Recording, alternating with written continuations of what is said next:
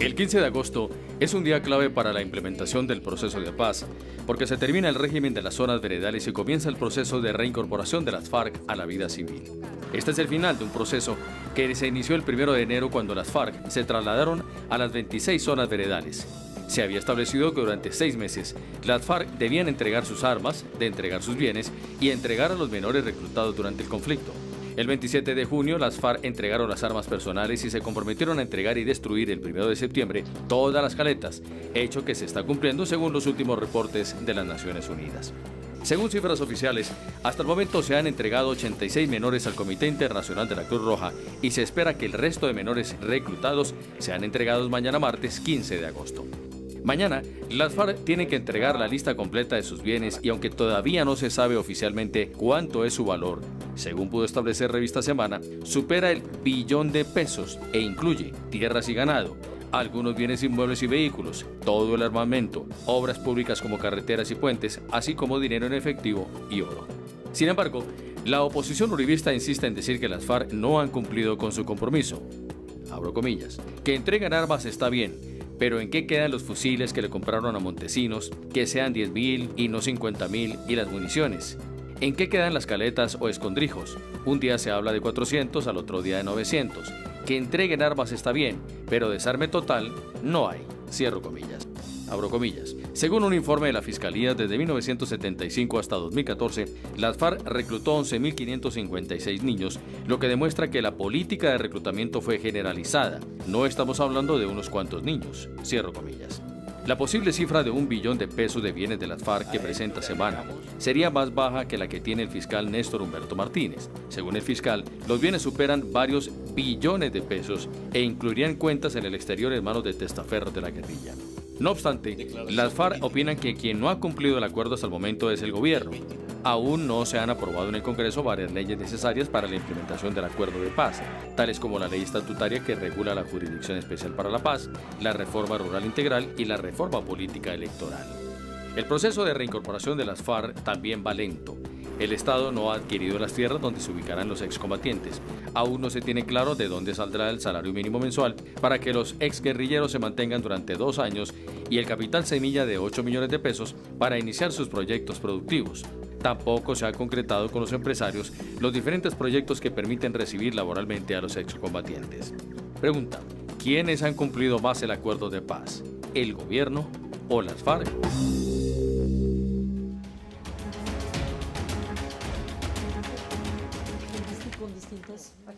Bienvenidos aquí a Semana en Vivo. Este es un tema que nos imaginamos va a ser parte de la agenda política, aunque también parece que lo está haciendo Venezuela. Yo quería comenzar para meterle picante al debate un comunicado, hablar sobre y abordar el tema sobre un comunicado que hicieron varias ONGs, incluidas la FLIP, que es el Instituto de Ideas para la Paz, se me olvida siempre. Fundación Ideas para... Estás confundiéndome con IFIP. FIP.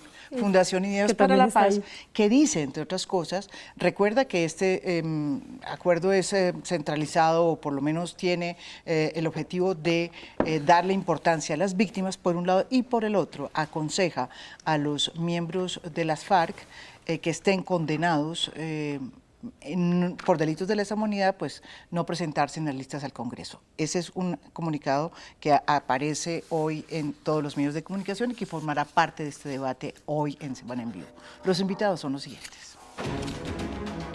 Nuestros invitados son Iván Cepeda, senador por el Polo Democrático Alternativo; Rafael Guarín, ex viceministro de Defensa y columnista; María Victoria Llorente, directora ejecutiva de la Fundación Ideas para la Paz; Marta Ruiz, consejera editorial de Revista Semana. Bueno, les agradezco como siempre esta cita. Todos aquí muy bien. Usted casi no llega, pero llegó punto. Siempre. Viene tarde, pero seguro. Bueno, yo quería comenzar con el tema de la pregunta. Hay mucha gente que dice que este proceso, entre otras, este comunicado también lo dice, el comunicado de las ONGs a que ahí hice referencia al inicio del programa, que de alguna manera la implementación se ha convertido en un asunto donde lo más importante han sido las FARC y digamos todas las implementaciones que tienen que ver con los acuerdos que se firmaron y que se ha olvidado el tema de las víctimas. Ese es un elemento que pone a consideración, por ejemplo, este comunicado. ¿Usted quién cree que está cumpliendo, las FARC o el gobierno? Yo creo que es evidente que las FARC han hecho un gran esfuerzo por cumplir la palabra que empeñaron. Y creo que todos los pasos que han dado hasta ahora así lo demuestran. Llegar a las zonas puntualmente, haber respetado de manera irrestricta, con probablemente alguna que otra excepción, el cese de hostilidades, entregar sus armas, haber dado el paso de entregar la lista de bienes, tener la paciencia necesaria para soportar que las zonas no estuvieran listas, que la ley de amnistía no se aplique después de 6 meses en su totalidad, que haya hechos de violencia en contra de gente que está ya desarmada, que no haya una ruta clara en materia de reincorporación. Así que yo diría que las FARC han sido quienes han cumplido de manera más satisfactoria y rigurosa el acuerdo. Y que una demostración de eso es que lo han hecho a pesar de los incumplimientos que son evidentes por parte del gobierno, que también hay que reconocer ha cumplido en algunos aspectos y que ha hecho esfuerzos, pero que tiene signos de interrogación muy grandes en digamos, unos temas que son cruciales. Uno de ellos la reincorporación, otro el tema de la paz territorial, otro el tema de garantizar el asunto de la seguridad de líderes sociales y de reincorporación, guerrillas. Por ejemplo, ¿en qué temas usted cree que...? Ahí el panorama no se ve claro. Es decir, lo que uno conoce de los planes de gobierno, no hay todavía una estrategia clara de reincorporación que garantice lo que tiene que garantizar el acuerdo. Y es que estas personas podrán dar un paso a una vida social y económica que en los primeros años por lo menos esté asegurada en términos de permitirles prescindir de su condición de alzados en armas. Bueno, Rafael Guarín. Pues mire, yo tengo como un balance bastante agridulce. Creo que hay cosas que se deben reconocer, por ejemplo, y que son innegables. El final de la violencia de los combates entre estructuras de las FARC y el ejército colombiano y nuestras unidades de policía. Creo que ese es un hecho que no admite discusión. Tengo preocupaciones frente al gobierno muy serias. Por ejemplo, me parece que el tema de la seguridad territorial ha sido un desastre. Más de 180 líderes sociales y defensores de derechos humanos asesinados desde enero de 2016 hasta la fecha. Más de 50, de acuerdo a cifras de la Defensoría del Pueblo, han sido asesinados en 2017. Pareciera que el gobierno se ha quedado corto en lo que tiene que ser la garantía del derecho a la vida y de las libertades y derechos humanos de las poblaciones, porque además estos asesinatos, lo ha dicho también Naciones Unidas, han ocurrido en un alto porcentaje en aquellas zonas donde tenía una presencia importante y activa las FARC. Entonces creo que hay un problema muy serio que está afectando el cumplimiento del Acuerdo de La Habana. Un segundo aspecto, y coincido en eso con Iván Cepeda, es el tema de la reincorporación. Hay un Consejo Nacional de Reincorporación pactado en los acuerdos, hay un decreto, ley expedido por el presidente Santos que le da vida a ese consejo, pero sin embargo hoy no conocemos cuál es la ruta de reincorporación. Se supone que es un sistema mixto diferente al que funcionaba anteriormente, con base en la Ley de Orden Público, que permite una participación activa de las FARC a través de una organización de economía solidaria como común y la participación del gobierno, pero en eso no hay absoluta claridad y creo que tampoco la tienen los miembros de las FARC. No saben cuál va a ser su futuro, no sabemos cómo se va a operar realmente con eficacia esa reincorporación y resulta que el tema de la reincorporación tiene varias caras. Por un lado tiene que ver con los derechos de quienes han dejado las armas, y por otro lado tiene que ver con la garantía de no repetición de la sociedad. Una pésima reincorporación nos puede llevar a que estas personas terminen siendo reclutadas por disidencias de las FARC, por el ELN, por bandas criminales o ellos delinquiendo. Frente al tema de las FARC, yo ahí sí tengo una distancia muy grande con el senador Iván Cepeda. Yo no creo que haya un balance completamente satisfactorio frente al cumplimiento por parte de las FARC de su palabra. Por ejemplo, el tema de los bienes, que mañana se va a presentar la lista. El Acuerdo de La Habana no se refiere a bienes colectivos como sí se refiere el decreto 903 de este año. Sí. Y una cosa son los bienes colectivos de las FARC y otra cosa la totalidad de los bienes de los perpetradores de crímenes atroces. Esa totalidad de los bienes incluye en efecto los bienes de economía de la guerra, que es a los que se refiere las FARC y que se entregará mañana una lista, pero también tiene que ver con los bienes individuales que hacen parte del patrimonio de los perpetradores, conforme a sentencias ratificadas permanentemente por la Corte Constitucional, desde la primera sentencia que trató el tema, que fue precisamente con el tema de los paramilitares, la sentencia Claro, C370, es un fallo de la Corte que de dice 2006. sí. Pero además en el caso de los niños, en esto también hay mucha especulación. Sin embargo, cualquiera que tome las entrevistas de los desmovilizados de las FARC y examine el momento de su vinculación, pero también examine las cifras del Instituto Colombiano de Bienestar Familiar sobre niños que han sido desvinculados y que fueron atendidos por esta institución, encontrará que, como lo dice Marta Lucía Ramírez en el video inicial de este programa, el reclutamiento de menores fue una política de las FARC. Y fue una política que se extendió durante años y que cuando se examinan los datos que acabo de mencionar, nos damos cuenta que aumentó, se intensificó con el debilitamiento del aparato armado de las FARC en los últimos años. Ahí hay un enorme interrogante. Al país no se le puede decir simplemente que fueron 87 niños los que han salido de las FARC y que ahí se resolvió el problema. ¿No cree? Seguramente hay otros elementos, ¿no es cierto? Seguramente las FARC devolvieron niños a sus familias, seguramente muchos niños ya habían cumplido la mayoría de edad, pero en eso tiene que haber absoluta transparencia y no lo hay por parte de las FARC. Lo único que hay es una respuesta desobligante con la sociedad colombiana, arbitraria y abusiva, de Iván Márquez cuando dice que a un periodista de RCN que le pregunta que esto es por joder. El tema del narcotráfico, estamos nadando en cultivos de coca, ya voy a terminar. Martica, ya va a terminar. El tema del narcotráfico, no solamente estamos nadando en hectáreas de coca, sino que ¿dónde están los aportes reales de las FARC para la lucha contra el narcotráfico? ¿Dónde las FARC han revelado las rutas?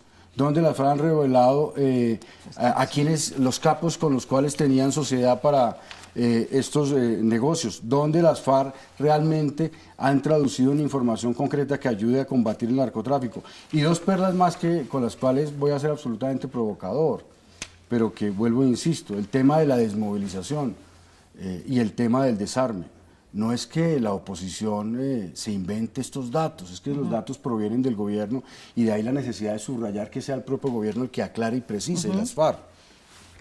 Desmovilización, que implicaba el traslado a las zonas de ubicación y a los puntos de ubicación de los miembros de las FARC.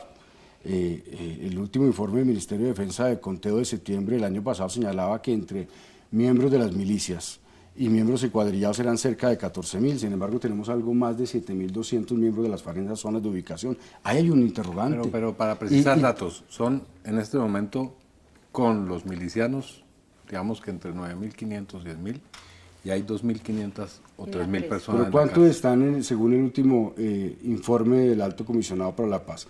No más de 7.289. Los números en las zonas fluctúan, pero digamos que las cifras claras son 12.500 personas. El censo son más de 10.000. Y con otro dato, el ministro de la Defensa, el señor Villegas, dijo, publicado en el periódico El Espectador y en Blue Radio en una entrevista, que faltaban 7.000 milicianos por desmovilizarse, eso lo dijo hace 5 semanas. Y la última perla, señores, que hay que plantearla y que haya claridades, El presidente Santos señaló el 17 de marzo en un Twitter, son 14.000 armas las que conforman el inventario que las FARC entregará de armas a Naciones Unidas.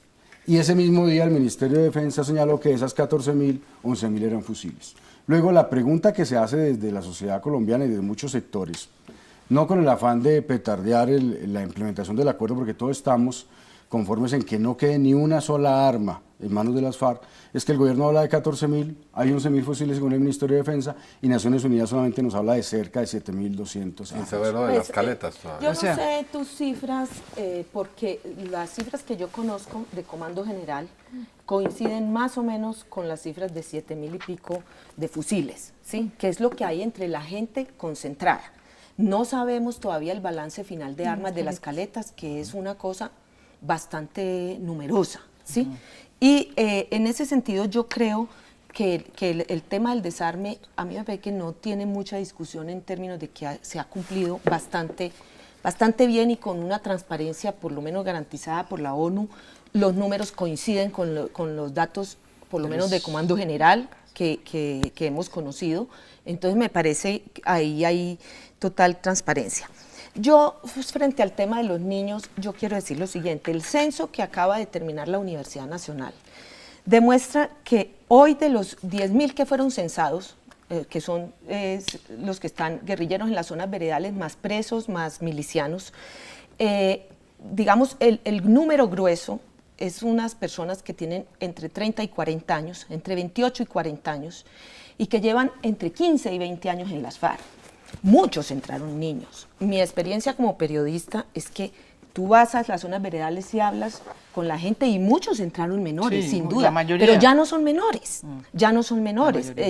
También hay que tener en cuenta que las FARC en los últimos 2, 3 años, pues no se dedicó a reclutar. No es cierto que en los últimos años haya estado reclutando. Ellos reclutaron menores muy fuertemente en la época dura de la guerra, del Plan Patriota, y eso yo creo que coincide prácticamente con lo que uno ve, que ve una cantidad de gente que hoy tiene 30 años, pero que hace 15 años están en las FARC, y eso es así.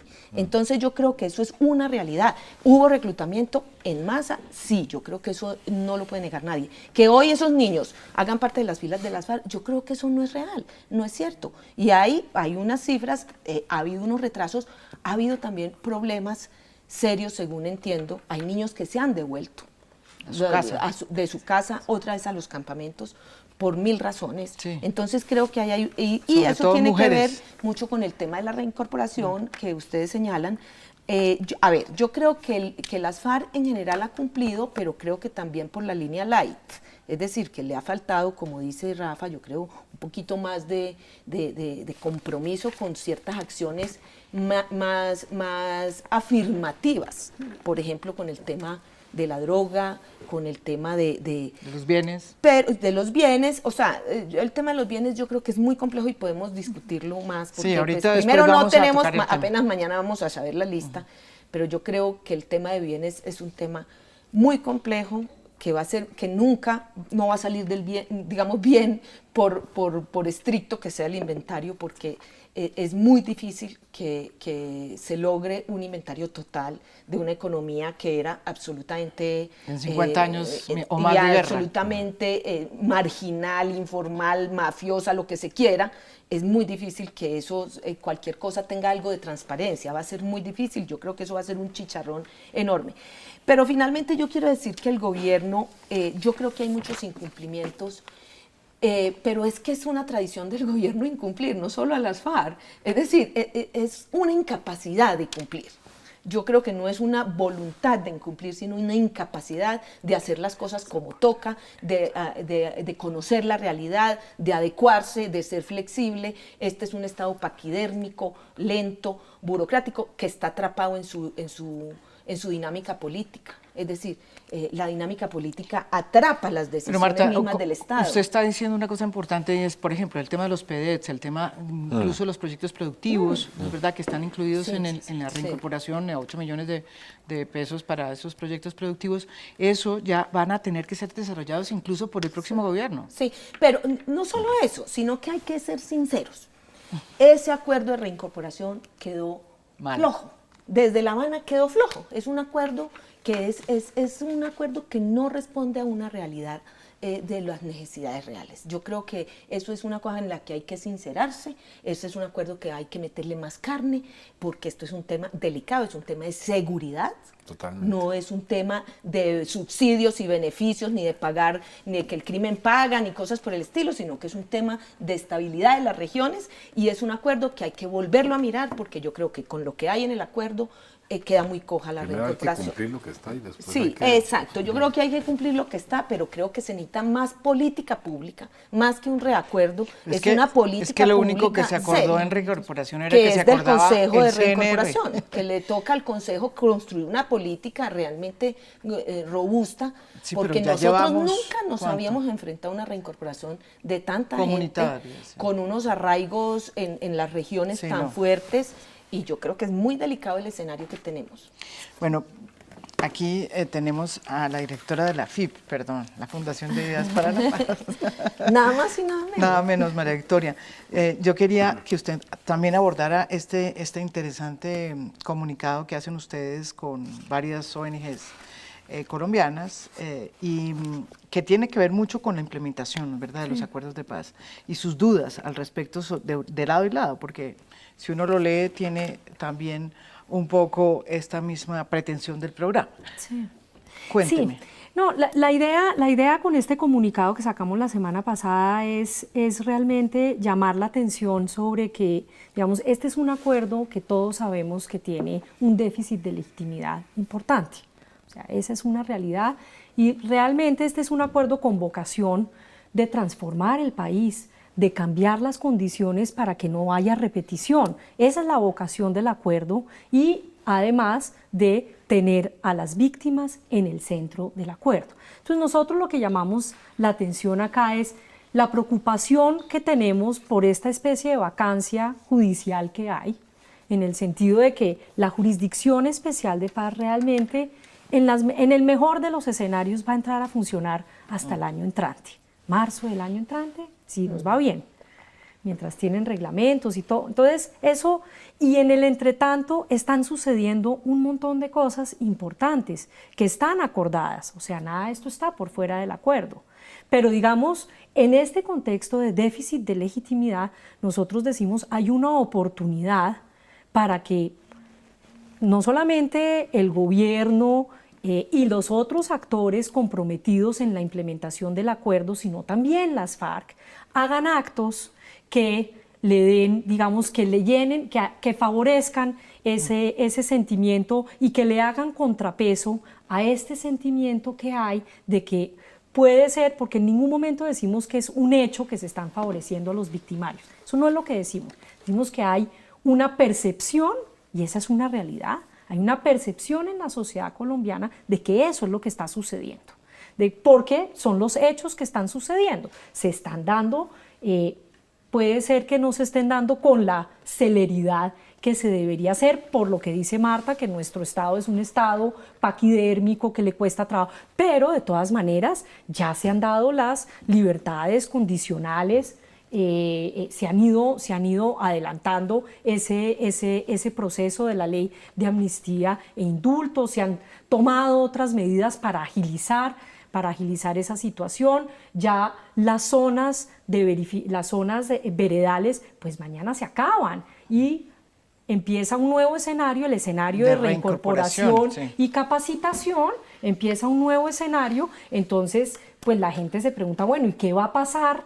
¿Qué va a pasar ahí? ¿Y qué se puede hacer? Entonces nosotros lo que hacemos acá es una serie de propuestas para distintos actores, entre ellos las FARC. Nosotros creemos de verdad que hay una oportunidad para que las FARC pueden ser. Usted dice que un gesto actos simbólicos, desde actos. Sí, pero usted dice que uno de los actos podría ser, por ejemplo, que decidan que las personas que han sido condenadas por delitos de lesa humanidad no presenten sus nombres a consideración del Congreso. Una propuesta que dentro de su estrategia política de su partido ahorita consideren la posibilidad de que por lo menos aquellos que han sido ya condenados por hechos graves y que van a entrar claramente a la jurisdicción especial, perdón, claro. pero puedo terminar. Entonces, que van, porque todos hablaron un montón. Entonces, bueno, es un poco subjetivo. Que van a entrar a la jurisdicción, digamos, entre otras porque vemos que puede ser problemático, digamos,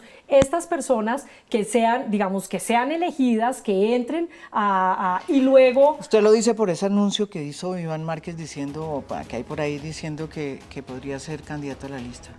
No, y Timochenko, en fin, eso, o sea, yo entiendo que ellos hicieron este proceso para poder entrar en política y el acuerdo es claro en ese sentido, pero sin embargo creemos que esto en estas circunstancias, digamos, sigue alimentando y sigue dándole munición a quienes siguen deteriorando la legitimidad del acuerdo y en términos digamos del futuro de la implementación. Yo creo que esto es muy delicado. Hay varios comentarios. El primero es el círculo de discusión sobre la implementación del acuerdo parece circunscribirse a qué hace o qué no hace las FARC, si cumplen o no cumplen. No, pero la pregunta es, ya lo planteaba Marta, ¿y el resto del acuerdo qué? Digamos, ¿y por qué no suscita alarma que no haya todavía claro los fondos con que se va a financiar los famosos planes de desarrollo, y por qué la reforma política que se había acordado iba a ser de una manera está saliendo pésimamente en el Congreso, por qué no hay una política de sustitución de cultivos de uso ilícito claramente. ¿Y bueno, pero sobre eso nos hemos pronunciado. ¿Por qué el acuerdo pareciera terminar en que las FARC se desarmen? Sí. Y en eso, digamos, la frase esa de que ya se desarmó las FARC, terminamos esto, a mi modo de ver es realmente muy alarmante. Sí. Entonces ahí hay una discusión de fondo. El segundo comentario es rápidamente este, que el acuerdo carece de legitimidad o que tiene una legitimidad relativa, eso lo podemos discutir de fondo, porque yo no veo para dónde más discutir esto. Es decir, este es el acuerdo, yo no digo en la historia de Colombia, digo en la historia del mundo que más se ha discutido, codificado, refrendado, vuelto a discutir, impugnado, la Corte Constitucional dice esto, los operadores de justicia, en fin, digamos, difícilmente puede haber una situación en la cual algo haya sido más discutido. Y va a ser más discutido todavía, seguramente. Habrá mucha discusión más. No dije que no tenga legitimidad, hablé de la legitimidad precaria en el sentido de que pérdida es una realidad. Eso lo podemos discutir. Es una realidad, esa podría ser un tema de discusión profunda, pero yo creo que... No, pero eso tiene unos efectos y la verdad es que hoy en día sí nos preguntamos. Tiene una legitimidad humanitaria, es decir, el acuerdo está legitimado por las miles de vidas que se han salvado, por el hecho de que hay un cambio en la sensibilidad política y una serie de fenómenos nuevos en la sociedad colombiana que habría que balancear y que se verán en perspectiva. María Jimena. Sí, pero bueno, y el último es sobre esto, simplemente rápidamente. Rápido, porque voy a mandar a comerciales. Que las FARC no han cumplido en términos de narcotráfico, pero si las Naciones Unidas dijeron en su último informe que si hay algo que ha cumplido este país en esa materia, lo han hecho las FARC en sus zonas, donde realmente se ha dejado de cultivar. Ese es el informe último que presentó, con las cifras muy preocupantes y de aumento de cultivo. Pero volvemos después de esta pausa, no se vayan hasta ahora, comienza el debate aquí en Semana en Vivo.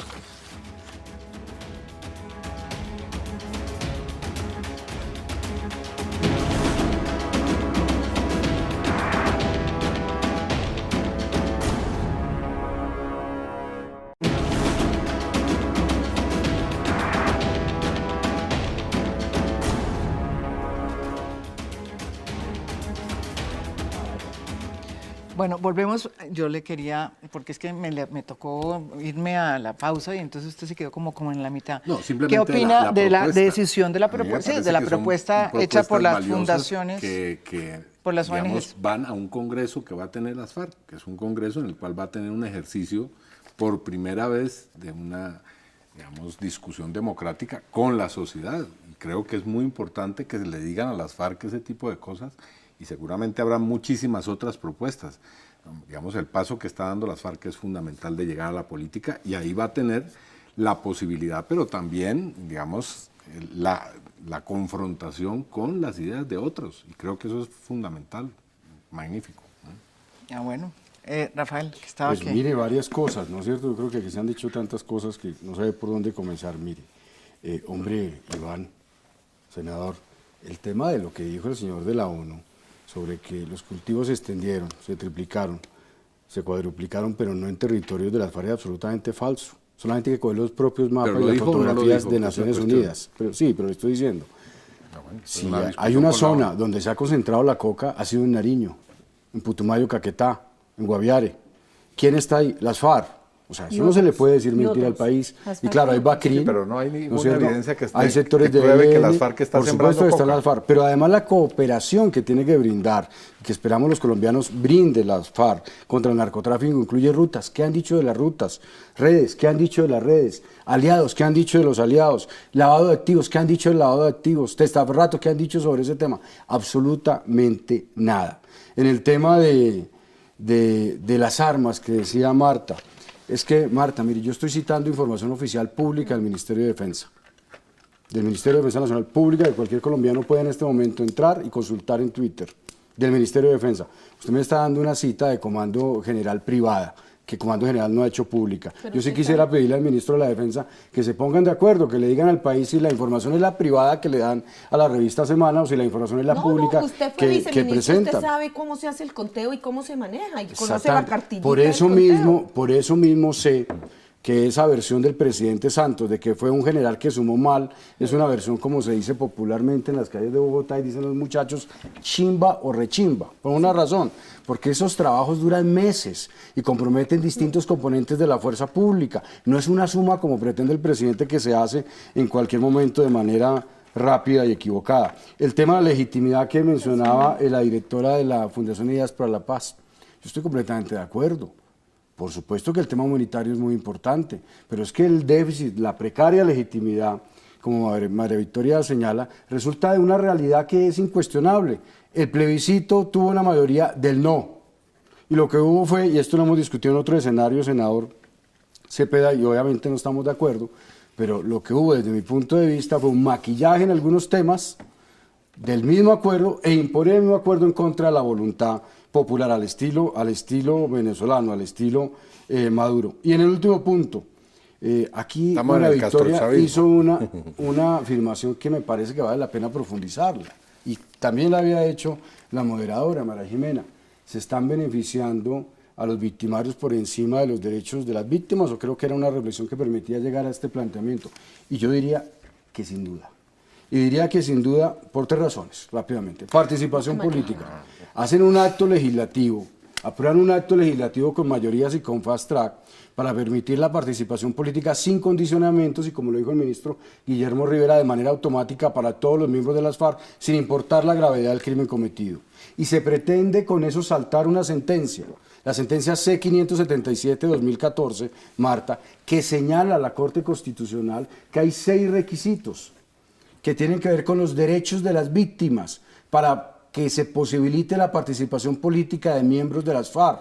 ¿Cuáles son esos requisitos? La liberación de los niños que están reclutados, el tema de los secuestrados, pero uno fundamental, haber cumplido la sanción que se le imponga a través del mecanismo de justicia transicional, es decir, las penas a quienes correspondan, o las sanciones restauradoras a quien corresponda de acuerdo a lo pactado en La Habana. En este caso, ¿no es cierto?, esa decisión de la Corte Constitucional recoge lo que ustedes plantean, y es que los señores que han cometido crímenes atroces de ninguna forma deberían participar en política, pero eso es lo que señala la Corte Constitucional en una sentencia que tiene plena vigencia porque se trataba de una valoración que hacía este tribunal a la luz de la sustitución de la Constitución. Un segundo ejemplo de cómo se benefician a los victimarios sobre las víctimas, y termino. Los bienes.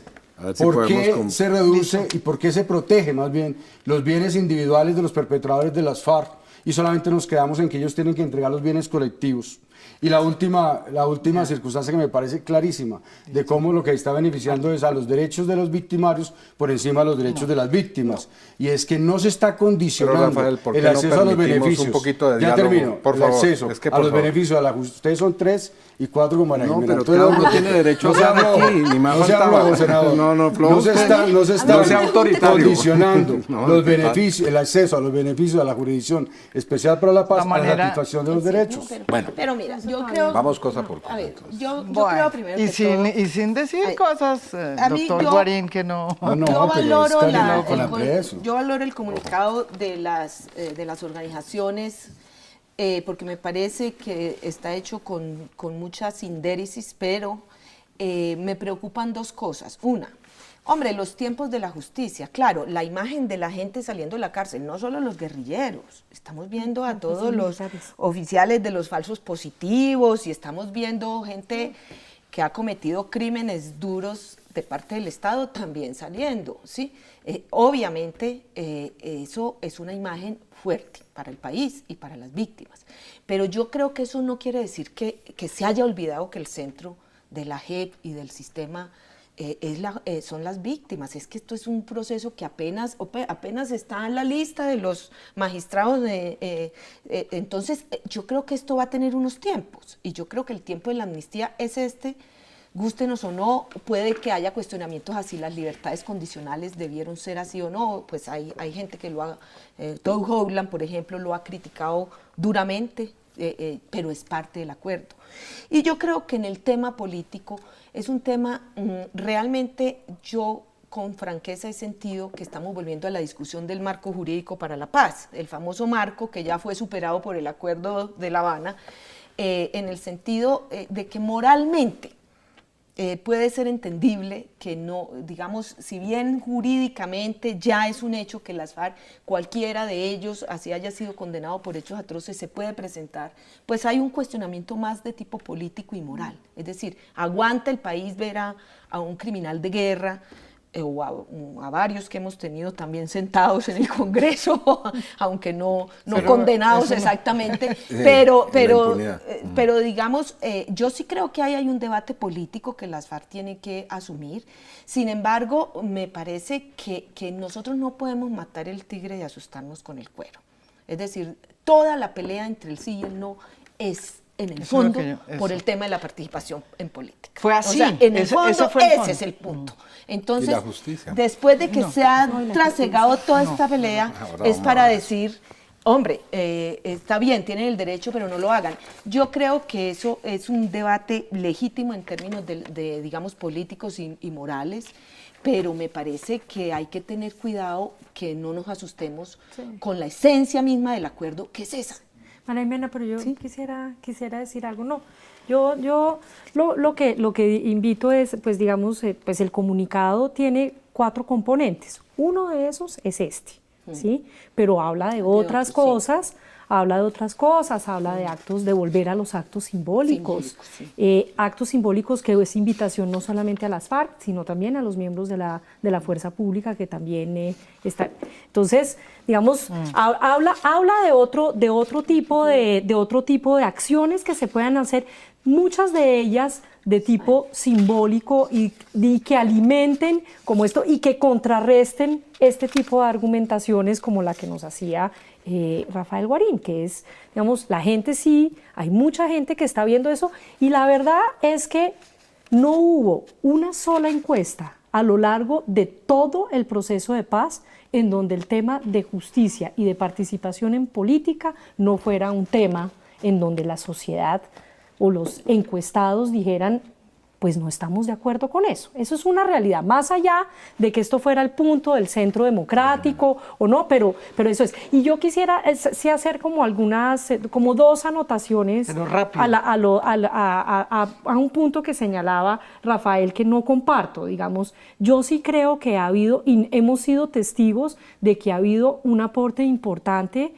de las FARC en la implementación del PENIS, del Plan Nacional de Sustitución, y hemos sido testigos de que en zonas donde ellos han tenido, digamos, un control importante, eso no se habría hecho sin, digamos, no se hubiera empezado a hacer eso ha sido realmente un tema muy importante y que hay que reconocerlo. Y la última acotación es, no nos olvidemos que hace ya 15 años, hace más, ¿cuándo empezó la desmovilización de los paras? No, pues, el ministro 2006. Se habló en el 2003 al 2006, se habló sobre 12.000 excombatientes. Esa era la cifra, se desmovilizaron 31.000. Entonces, yo creo que en esto, digamos, del conteo del enemigo, yo creo que en las FARC somos mucho mejores porque ese sí era el enemigo de verdad.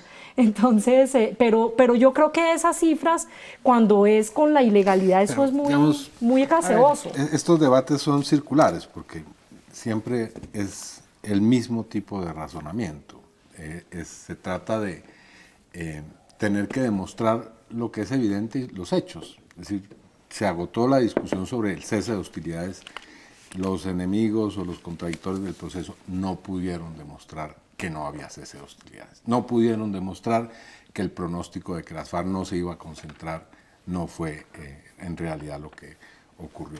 Y después, las armas. Ahora seguramente esta discusión va a ser, digamos, va a durar todavía unos meses, pero al final vamos a ver que, digamos, lo que es. Es decir, hay 500 caletas que todavía, que ya se han extraído el material y no sabemos qué tienen todavía. La ONU seguramente mañana informará. Pero digamos, esa lógica se agotó, doctor Rafael. Es decir, ya ahí no es posible seguir intentando rebatir de manera contrafáctica la realidad. Las FARC ya dieron el paso, están desarmadas, y bueno, ahora viene otra discusión, que es una discusión sobre algo que todavía no existe, que es la Jurisdicción Especial para la Paz, la Comisión de la Verdad, la Unidad de Búsqueda de Personas. Es decir, pedir que lo que no ha ocurrido todavía muestre resultados es un poco difícil, pero yo veré, estoy seguro que veré a algunos de los contradictores de este sistema pronto pidiendo que lo cierren. Vamos, ahora viene la señora Fatou Bensouda a Colombia, ese es un hecho de la mayor relevancia, es decir, viene el Papa, pero viene también la máxima autoridad mundial en los temas de Yo justicia le creo penal. más a la fiscal y a la Bueno, usted le cree Papa. dependiendo, porque ustedes utilizan la ONU para Bueno, ciertas Ordóñez cosas y te para da. Oiga, otras pero no. Ordoño lo puede Pero comulgar. ustedes, digamos, ustedes utilizan... sí. Usted Ordóñez está orando. Yo soy en eso absolutamente liberal. Sí, bueno, pero a ustedes les sirve la ONU para ciertas cosas y para otras no sirve. Y el Papa también. Y el Papa también sirve. Bueno, es decir, La- cada quien la utiliza... CPI, en el pero, tema de digamos, la CPI, volviendo al tema, tenemos doctor Guarín, que- más cercanías con los que bueno, están en las para organizaciones de ciertas derechos humanos cosas, que otra cosa. para ciertas cosas sí, para ciertas otras no. Yo he escuchado a los miembros del Centro Democrático... No, pero es que yo no soy vocero del Pero Centro bueno, usted, Democrático. A mí- usted me está en tiene esa que órbita. juzgar por mis Usted palabras, está en sí. esa órbita. Pero bueno, Bien. volviendo al tema, que es el argumento que quiero en este caso poner aquí es, ya veremos qué es y ya veremos cómo funciona. La primera nómina, porque esto sí se está haciendo. Es decir, no es que estemos en un limbo judicial sin que se estén produciendo hechos. Sí se está produciendo una Debería elección de estar magistrados. él ahí. Sí se va a producir una elección de la Comisión de la Verdad, y yo no diría que en marzo, yo creo que en diciembre vamos a tener los primeros pasos serios. Sí, en diciembre. Pero, y lo de fondo Pero es todos los ¿por qué no ensayamos otro tipo de reglamentaciones. discusión sobre la implementación de los acuerdos y por qué no realmente ponemos ahí, porque no hay una construcción de paz territorial? ¿Por qué la discusión sobre las tierras no es una discusión que se haga con la misma, digamos, importancia y con el mismo rango que estas otras cosas? ¿Por qué no hay una discusión sobre la reforma política? Yo voy a proponer dos ideas como para que manejar el debate, no, el curso del debate. Dos temas que yo creo que son importantes. Uno es la decisión, o por lo menos hasta donde yo no tenía entendido, las FARC tenían derecho a tierras en esos proyectos productivos. Ese es uno de los temas por los cuales ellos se fueron a las armas hace 53 años. Ese tema como está, y por el otro lado, un tema que ponía aquí Rafael Guarín, el tema de la entrega de bienes, que se ha vuelto una chicharrón, como dice Marta. Cómo abordar esos dos temas que son de lado y lado muy importantes, digamos, para el Estado es importante saber qué pasa y para las víctimas, ¿no es verdad?, en el tema de bienes, pero por el otro lado, para las FARC es muy importante que sus combatientes o excombatientes pues tengan tierras y tengan acceso a proyectos productivos. No sé, que Marta, yo quisiera decir algo, pero qué pena que me le va a salir de sus dos puntos, aunque tiene que ver en lo de la paz territorial que habla Iván. Es decir, yo francamente creo que yo creo que la foto del plebiscito ya no es la foto que hay hoy en el país. Es decir, en los territorios sí están pasando cosas. Y la dejación de armas de las FARC ha generado un clima en muchas partes preocupante por la seguridad, pero también uno ve a la gente organizándose. Es decir, el Estado no le ha puesto la plata ni los recursos que necesitan los PEDET, pero la gente se está organizando para los PEDET. Y yo creo que la paz territorial va a pasar sobre todo porque la sociedad civil va a hacer que pase. Y ahí están pasando procesos de reconciliación y están pasando procesos que en Bogotá no se dan cuenta que están pasando, pero allá están pasando, ¿sí? Y no van a depender ni de los ministros, va a depender de que la gente allá en los territorios está haciendo. Yo quiero decir lo de la tierra, es que infortunadamente en el acuerdo no quedó tierra para las FARC, digamos, hay que dar una vuelta muy grande. Sí, para los reinsertados. Para los desmovilizados, obviamente por el clima político, porque era impresentable en ese momento, pero yo quiero señalar que eso es un error enorme, que hoy no haya donde poner los proyectos productivos de los reincorporados, porque aquí cualquier trámite de tierra dura 2 o 3 años. Es decir, nosotros no podemos poner a esta gente a esperar 2 o 3 años a saber qué va a sembrar. Entonces, ahí hay un tema muy serio que el país, es decir, lo que yo digo, hasta Guadalupe Salcedo, es decir, todos los desmovilizados de este país de los 90 tuvieron tierras, con lo de los paras también tuvieron las mismas tierras de Mancuso, ellos empezaron a hacer sus proyectos, después los incautaron y fracasó todo eso, pero se cae de su peso que se necesita tierra para esos proyectos. Entonces me parece que eso es muy serio. Sí, yo quisiera decir algo sobre eso, y es que, digamos que ya se mencionó acá, digamos, cómo esto de la reincorporación realmente quedó de manera muy, o sea, yo creo que realmente no se alcanzó a negociar. Gorda. Sí, con brocha, eso no se alcanzó a negociar. Yo le digo cómo se negoció. Bueno, usted nos contará en su libro cómo se negoció eso. No, se negoció que iba a haber una comisión. Sí, pues se le mandó a una comisión porque no tenían la solución. Para y que porque la comisión hiciera la política. Claro, pues lo de siempre, porque Esa es que no, pero en realidad hizo. era porque ya no había más tiempo político para esa negociación. Esa era la realidad, esa es la realidad, y se tomó esa decisión. Pero claro, entonces lo que pasa es que uno ve unos acuerdos que tienen como dos ritmos distintos. Entonces, que son como las ideas de largo plazo. La paz territorial es una concepción de largo plazo que incluye el tema de la tierra. Bueno, el tema de la tierra, el supuesto es que en el marco de este acuerdo vamos a resolver el tema de tierras en Colombia, que es un lío gigantesco, porque es que en zonas rurales no sabemos de quién es la tierra en el 60% de los casos. Entonces, el acuerdo tenía dos ritmos distintos. Entonces, el supuesto era que íbamos a mejorar las condiciones territoriales y por ahí la reintegración, la reincorporación se iba a dar, todo se iba, como una cosa, como que el tema importante era como cambiar las condiciones de vulnerabilidad de los territorios y por ahí todo iba a resolverse. Lo que pasa es que cambiar las condiciones de vulnerabilidad de los territorios, pues llevamos 30 años tratando de hacer, 50 años tratando de hacer eso. Entonces, no haber resuelto el tema, a mí me parece lo que dice Marta, tiene toda la razón, digamos, realmente cómo van a ser, cómo no se pensó desde un principio en dónde iban a ser, si el modelo que ellos tenían era un modelo de reincorporación colectiva rural. Eso se caía de su peso. Entonces, pues ahí estamos en un lío gordo. Yo lo que pienso es que yo comparto la necesidad de que haya una visión de reincorporación de los territorios. Me atrevería a decir que es más importante la reincorporación efectiva de los territorios a la nación colombiana que reincorporar los 7.000 hombres de FARC. Por una razón muy sencilla que no se le ha dicho al país y que hay que decírsela. Es que en amplias franjas de territorio colombiano nunca llegó el Estado y la legitimidad la tenían grupos armados al margen de la ley. Entre ellos, donde tenía la presencia FARC, en gran parte las FARC. Por ausencia de Estado, por déficit de prestación de servicios sociales, por déficit de legitimidad, por ausencia de Estado de Derecho. Así que en esos escenarios, pues hay que tener efectivamente una visión de reincorporación de los territorios. Pero yo lamento decirles que compartiendo esa visión que está en ese primer punto de los acuerdos de manera parcial, yo lo que veo es un conejazo para las FARC y un conejazo para quienes creen en esos acuerdos como una oportunidad para resolver este problema que lleva siglos en Colombia. Porque no hay recursos económicos, yo no veo la voluntad política por ningún lado. ¿Cuántos billones de pesos se necesitan para poder construir infraestructura y servicios sociales básicos en esas zonas? Los planes de ordenamiento territorial, usted lo señalaba hace un mes o hace 15 días que estuvimos acá.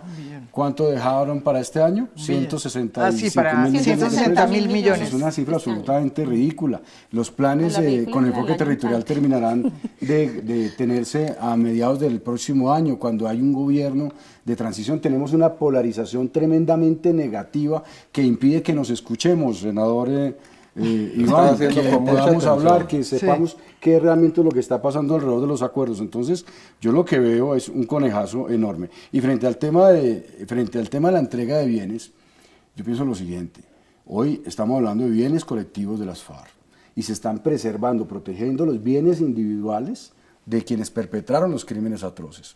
Yo aspiraría a que la Corte Constitucional, a propósito de la revisión constitucional del decreto 903, corrija este tema, y lo hace de manera muy sencilla. Es ratificar ¿cuáles son las grandes fortunas que hay de esos perpetradores, de la Corte Constitucional que obligan... ¿Pero cuáles son esos bienes? Senador, que obligan a que los miembros de las FARC, en este caso, tengan que entregar su riqueza particular. Pero ¿dónde está CIA, por Le favor? doy un ejemplo para su inquietud que usted debería saber la respuesta. Pablo Catatumbo, información publicada en enero de 2016 por la Fiscalía Costarricense, fiscal Celso Gamboa.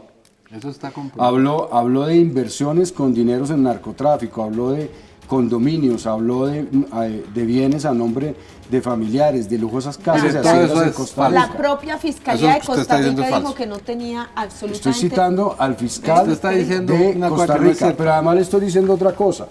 Recuerde usted, haga memoria. Como resultado de los computadores incautados a Raúl Reyes, se hizo una operación en Costa Rica donde se encontró una casa, millones de dólares. Entonces no le digamos, no tratemos de decir que los señores de las FARC son pobres, Usted que habla de escuchar tanto, ¿por qué no comer? escucha en un diálogo democrático? A mi modo de ver está perfecto. El fiscal lo ha dicho claramente.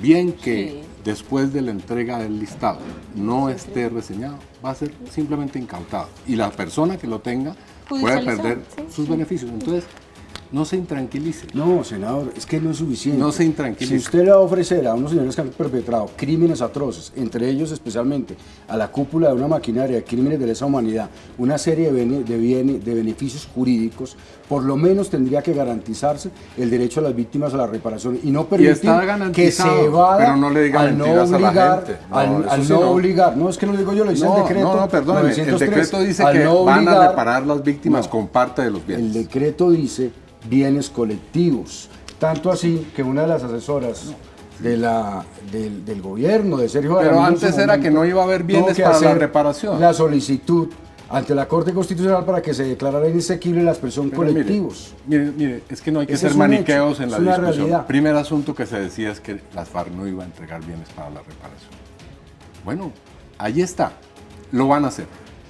Y va a haber gente que está reparada con los bienes que tenía las FARC. Ojalá hubiera ocurrido algo No similar en anteriores protejan, procesos. senador, no protejan los bienes de los perpetradores, ¿Quiénes los bienes protegen? particulares e individuales de los perpetradores. yo creo que Tienen que entregar yo los creo que bienes ahí de hay una- Catatumbo, mire, de Márquez, No como sea los bienes maniqueo. de las FARC. No, pero ahí hay también una idea que no es real y es en los estudios que se han hecho sobre reparaciones no hay ningún caso en el mundo en donde se haya reparado a todas las víctimas con los bienes de los victimarios. Y eso lo dijimos acá desde que se hizo el proceso con los paramilitares y la realidad fue esa. No se reparó a las víctimas con los bienes de los paramilitares que sabíamos que Ni tenían siquiera hartos. se les quitaron los bienes a los paramilitares. Entonces, Pero ¿cuál fue el realmente- problema? El problema fue de los jueces. Pero digamos tampoco, de o los sea, jueces. Y del proceso. yo porque considero el que es proceso no lo muy decía. importante que haya claridad sobre eso, pero no podemos decirnos mentiras y decirle mentiras a la sociedad Seguir de diciendo. que es que vamos a reparar a toda Bueno, ya. eso no va a Eso sí es suceder, cierto, eso no va a suceder. Sí, pero Pablo Catatumbo no es la pobre viejecita, ni Iván Márquez ni Timochenko. Si es así, habrá acciones. Bueno, yo creo que muchas gracias. Nos quedó siempre el tema en punta porque no es fácil. Creo que es un tema muy complicado, difícil de moler. Pero les agradezco a todos ustedes porque fueron muy sensatos.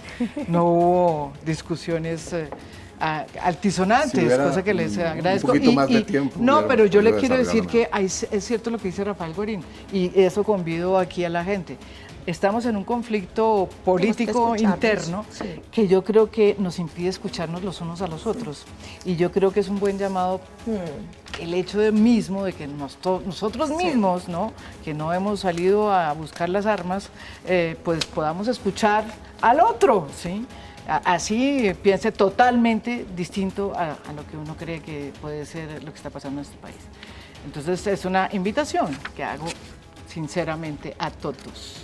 Muchísimas gracias. Los vemos mañana con Gracias. otro tema de interés nacional. Muy buenas noches.